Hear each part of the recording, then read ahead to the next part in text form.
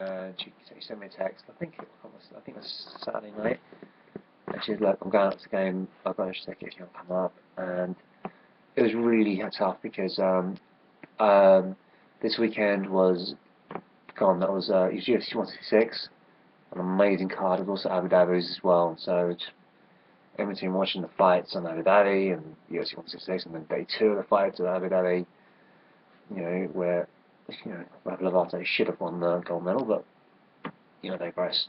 Um, so yeah, so unfortunately it wasn't, which wasn't a bad thing in the end because we obviously got the 3 points, which if you believe in all things are connected, then maybe we wouldn't have got. And who knows? But then again, if we hadn't, if I had gone, I'd like to think that the result would have stayed the same either way, but you never know. But the fact that no matter what had happened, we had an idiot with a smoke bomb and a flare who managed to let it off. I don't know how that happened, but it did. And these are really sketchy because I think apparently some guy lit a flare, a smoke bomb, and it ended up being this some guy and his kid, and the guy was like, because the smoke was obviously affecting his children, so he threw it. You hear conflicting reports, obviously, the legal case going on, but it's not good. So those Spurs fans, you know what? Any fans don't really smoke bombs. That's something. It's a European thing. I love many things we do in Europe. The whole what we do on both cheers of that weird European kiss thing, but and other things, but cheese and whatnot stuff. But this, no, not something I like. Not something I'm too keen on. So yeah, moving on. I was listening to an Aston Villa podcast. I don't know much about it. They were like, they weren't, I'll give credit to Aston Villa. They weren't like nasal and saying, oh, but they, first of all, apparently, oh, Andros is saying like he meant it. If you actually, obviously, this is broadcast, like recorded like 2 hours after the game. So, but if you watch Match of the Day too, he said, look, it was more of a cross than it was a shot. I admit it was damn lucky. And then Andros, I'll give him credit. He said, look, I was Sandra's man of the match, and he actually won the man of the match. I didn't watch a lot of football in the 90s. Didn't have Sky Sports or anything. God bless the internet. That allows me to watch a little more football. Oops. Um, and so, I wasn't able to appreciate players like Roy Keane and all these wonderful players like, you know, like I think obviously Owen Hargreaves at the time. There was a wonderful German player whose name escapes me. Effenberg. That was it, Stefan Effenberg. And again, an excellent player. They had the most incredible coverage and always box to box, all that kind of stuff. And you weren't able to appreciate it. But when I was watching that game, he was everywhere, causing problems. I mean, and they Gabby Bungelhop, did a beating of him. Yeah, he did. But you had to worry about him. You had to worry that, you know what, the minute I stop, I've got to put a cross in. And if Sandro wasn't there, I'm not saying Bungelhop would have done something. And the Aston Villa podcast said, look, they were pretty much toothless. I don't think they were. For the first 25 minutes, they were giving us a few problems. We got the goal. That upset the apple cart a lot. They had to get a lot more space. But we were very predictable.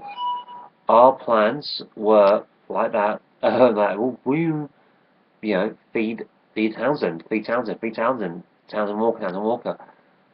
I'm not going to have a go at Siggy, but he just isn't quick enough to play on the left flank. If you're going to be a winger, you've either got to be there, be the man trying to put crosses in, or you've got to be really on, real speed to that. He's neither. He really is a number 10. Unfortunately, whatever reason, we don't consider him to be as good as, Holtby or Eriksen, which I don't really, I can get. He's one of those players that's restarted, very much like Niko was. Niko was never as good as Van der Vaart. He wasn't as very good as Bale. He wasn't as good as Luka Modric. He's a great player, but was he as good as those other players? That was the issue. I think he's an excellent squad player. The fact that he is homegrown, in terms of that he was, even though he's Icelandic, and he wasn't one of our own homes, was from Reading, that counts for some reason. So I don't know what that's all about. But no, I'm pretty happy the way things have gone. In terms of, I mean, the game itself, I mean, people say Andros. I mean, obviously, if he converted to Paulinho, and Paulinho was amazing. If you look at that second goal, one of the things we've struggled with is getting that ball quickly enough to the forward players. Obviously, we're on the break, but what we need to be doing a lot more of is getting that ball moving much quicker up the pitch and much faster, much more accurately. And if we can get that, obviously it's still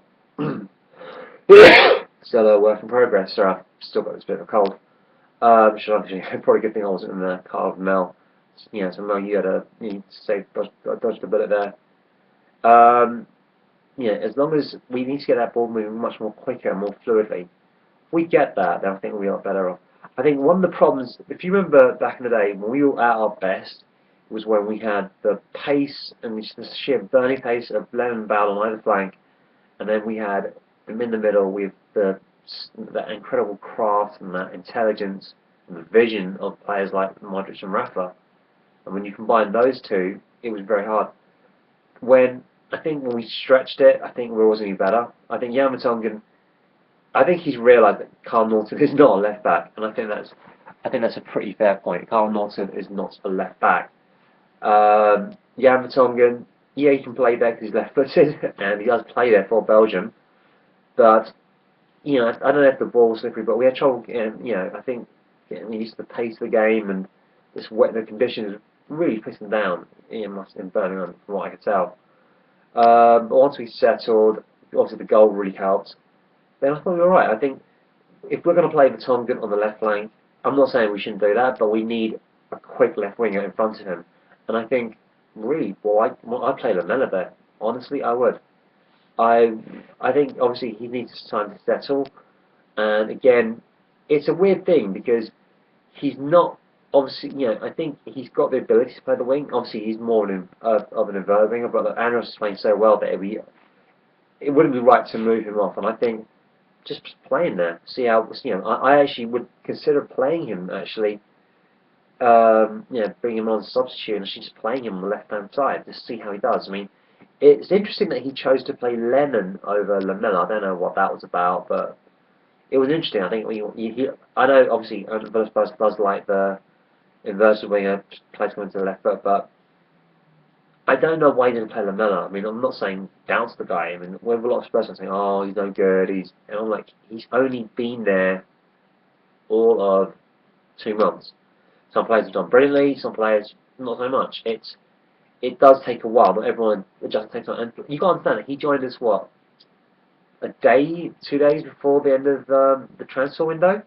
It'll take time for players to adjust. It will, and it doesn't help his cause that he got to fly South America back and forth. That does not help any player. That cannot help. But I understand. I mean, I'm not a Spurs fanatic. I said, do you know what? And I said this on Chris or Windy Miller, Chris Miller, Windy, come on, you Spurs. And I said, look, I don't think we'll see the best of him until January, February, March, I think. And some say he's not even better next season. I think he'll be one of those players that he will come into a job. I think he's extremely talented. But, I think, and for example, if Eriksen and Holtby are both injured, I can just imagine us putting them in that number 10 slot, essentially where we play Bale, really, that free role. He's got the eye for a pass. I'm not saying he's got that power of a shot, but if he develops that, why not? Why couldn't he play behind the striker? Just a thought, really. I think he's one of the players that he's comfortable playing across that 3-end line. I think he'll get his chances, injuries being what they are. But for me, Sandro's man of the match. I mean, there were moments where he was just the extra man, and it's not as if he was like chasing back. He just knew to be there, and he played it. It's very weird because like we had to go at Parker for his Parker 180s, but he just does it when it's hard to quantify how well Sandro does it. It's just something you don't realise how good he is until he's not there. And you've got someone like Parker who's player of the season the year before that, and yet he still doesn't do anywhere near as well as Sandro. And I think that's something really quite interesting about it. But yeah, I thought, I mean, I think he also had a few like kicking issues. And I think it doesn't help that he hasn't got a settled back four. I mean, Vlad Kirikesh, I don't think he was terrible. I think he grew up into the game. Michael Dawson had to hold his hand a little bit. And I think Michael Dawson's a great team captain, but in terms of leading the centre backs, it's always a bit of an issue. I remember when I like Michael Dawson. I love the fact he's got what's the word? He's got the extra 3 years on his contract. And I think no player deserves it more for showing, look, stick it out, see how it goes, and don't complain about it. Just get your head down. But I've always felt like he needed to be carried. I mean, players like Woodgate and King always really carried him through. He followed their lead, and now he's the lead centre half. So I've always found it very, very weird. I don't think I don't know. I just don't see him being. I mean, I still think give him time, give like Kyrgios time, but I think he could take over. I think Yunus Kabul still to come back, and I think let's face it, I think Yunus Kabul and Vertonghen, if they're both fit, I think those two are the natural traits for centre half. I know some guys have thought about saying, well, how about Vertonghen left back? I'm not saying I wouldn't get it, but he's not a rampaging left back. He's 6'2". He's a big guy. I mean, he's quick for a big guy, but he's not going to be that, that powerhouse that Bale was. He just isn't going to be that. But definitely, if we're playing away from home, yeah, I wouldn't be against it. And obviously, you've got the speed of Kabul. I mean, we've always talked about like that Spurs relay, who's the fastest. Last season was Bale. I mean, obviously, I think 2011, 2012 was a bit useful. Who was the fastest of those four players? And they said, look, because we have got quite a few. No, interesting. They did actually. When Michael Dawson was answered that question, he said he focused mostly on like Bale, Azza, and Carl Walker. Didn't actually focus on Carl before. I don't know whether that was on purpose. Like, yeah, because he was also slow, and I'm slow, and he's also fast, and it makes me even more slow. I don't know, but that's just something I've found. But I think he comes back to fitness. I like to see him play against Sheriff. Is that Moldovan team alongside Kyrgios? Get him settled in, get him a run of games with Hugo Lloris as a goalkeeper. Just I think those three, that holy trinity, you want to keep that relationship going. Norton and Fry that left, responding for that. And I should go for a 4-3-3 actually. And I wouldn't be against. I'd have Dembele, Sigurdsson, and Eriksen, and Lamela, JD, and possibly Lennon actually. I would look to play, maybe even Lennon actually up front. On the left hand side, on the right hand side, alongside JD, and have Lennon and Lamela on either side of JD, and maybe even say Chadley, Eriksen, and as I don't know. I wouldn't want to have Sandro playing so many games, 3 games in a row, because obviously, he's got the whole League Cup game, and you don't want to push him because he's just come back from injury. But I definitely think Dembele, just see how it goes. I'm not sure. I think with our quality, I think we should easily overwhelm something like Sheriff. But again, I'm not going to underestimate them. But there's a really good thing for all formations. I've given my theories. You keep changing your mind a little bit, because you keep forgetting how good Lennon was, and I think. If he gets in there, he can often say, wait a minute, maybe if Andros isn't doing it, I could put Lennon in. And I think for Lennon, if for Andros it works really well, because Andros not thinking, shit, Lennon's there. I'm not saying he doesn't think that now, but that's a really put his cat amongst the pigeons. He'll want to improve his game, he'll take more chances, and he'll want to be more of an impact player. So I definitely, because there's a really good argument in standard. If you look at, I think everyone talks about when do we lose the race for third, I think as it was then, and people say, oh, it was the Arsenal game. People will say, oh, it was the QPR game. For me, it was Aston Villa game. That's when I was obviously get lost penultimate game of the season, but that was when you just knew it was gone. I think we knew we'd beat Fulham, but we just knew that the race for fourth was over. The race for third was over. We just knew that. And if you look at the quality, I mean, you've got players, solid players. I mean, Jay Livermore, I'm not saying he's not really pulling up trees at Hull, but and who knows if he has a good season the way Andros did, who knows, he can come back transformed. But for me, if you had Gio dos Santos, who's again he's not really pulling up trees. Scott Parker's now moved on to Fulham. Carlo, who I think he's in Los Angeles now. We didn't have an incredibly strong bench. If you look at the quality of that bench and look at the players that weren't even on that bench, Capu, Chadley. Addy, when Addy's and especially an Addy, a good Addy. So I think I think we've done really well, and I'd like to think that if we can just keep that harmony going, I think 4-3, play 4-3-3, play in all action, having Dembele as that holding player, and say, look, this time we're going to let you be the holding player. Defense, you won't be the box, but you'll be holding. Your job is to break up play. Just do that.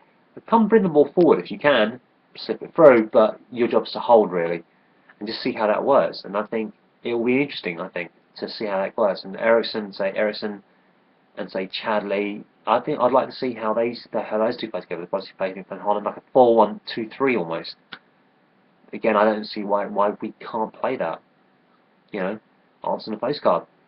So yeah, this is gonna be one of the very last YouTubes for a while. I'm hoping that my boy Kevin G, who's obviously he's busy with his LSATs, I might ask a certain well, Richmond gangster if you wouldn't mind taking over YouTubes for a while. But yeah, and if those are you guys who want to take over YouTubes, yeah, take it. Yeah, please do it to the same quality that I, or do it to please do it to a higher quality than I've, because let's face it, that wouldn't be that hard. But yeah, I'm gonna be away for a while, so internet access will be intermittent. Obviously, I've got it just hasn't been able to watch the games and everything. So, but hopefully, I'll try to catch some games. Time zones being a bit of an issue. But yeah, I'll do my best to catch games and yeah, try and keep YouTubes going from abroad. But yeah, hope you enjoy this YouTubes. As always, it's always a pleasure to talk to you guys. FB me, tweet me, W for the real Shabon, and yeah, let's see how it goes. I mean, like I said, I actually wouldn't mind seeing the 4-1-2-3. I'm gonna go for allformations.co.uk right now to see if that information work. Anyway, I've been chatting to you. Like I said, why not? I don't really. I think we've got such a big enough lead in the Europa that I think we can get away with this. I really do. But anyway. Absolutely so it goes. Anyway, great chatting to you. I hope you enjoy the show. And yeah, as always, come on, you Spurs. To the heart. HP source. Yeah, doesn't really work. And yeah, bone cancer. I'm running for them next year. Team Bones.